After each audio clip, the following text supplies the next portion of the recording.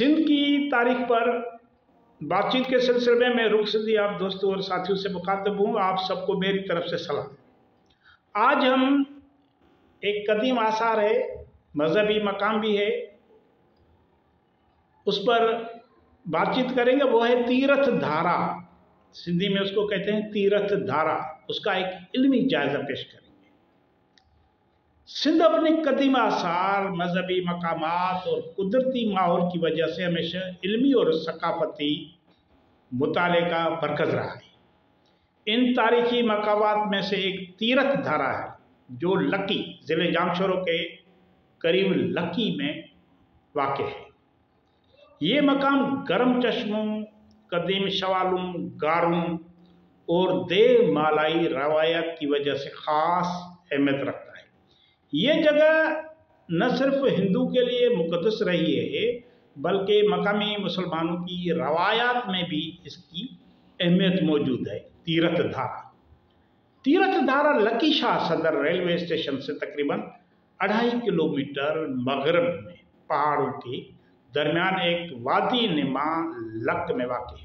Luck Sindhi में कहना luck में वाक़ है। यहाँ 2 गर्म पानी के चश्मे कदीम ज़माने से फूटते हैं, जिनका जिक्र तारीखी माखज़ू में भी मिलता है। तकसीम से पहले, बरसगीर की तकसीम से पहले यहाँ शिवरात्रि का बड़ा मेला लगता था। शिवरात्रि के मौके पर बड़ा मेला लगता था, जिसमें सिंध और भारत से हज़ारों यात्री शरीक होते थे।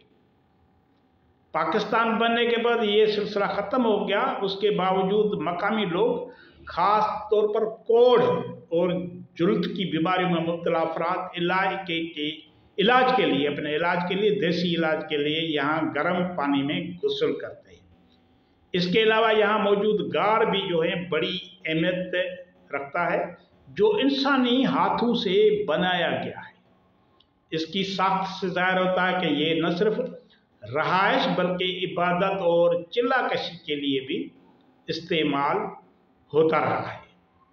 हिंदू धर्म में तीरथ धारा को बहुत मुक़द्दस मकाम समझा जाता है।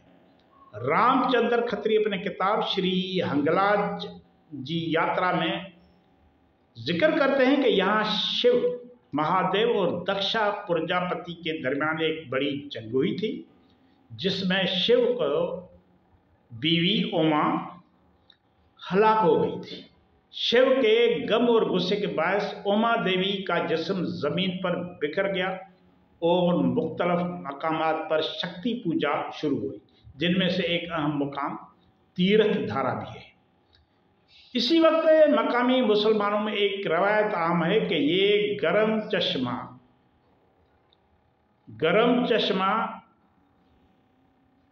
हज़रत अली अलैहिस्सलाम से मंसूब है। उसके साथ साथ शाह सदर लकी के चिल्ला कशी का भी जिक्र मिलता है। इस तरह तीरथ धारा दोनों मज़ाहिब में, यानी हिंदू और मुसलमानों में अहमियत रखने वाला बैनुल मज़ाहिब विरसा बन चुका है। तीरथ धारा के गर्म चश्मे जोग्राफियाई और साइंसी लिहाज से बहुत अहमियत रखते हैं।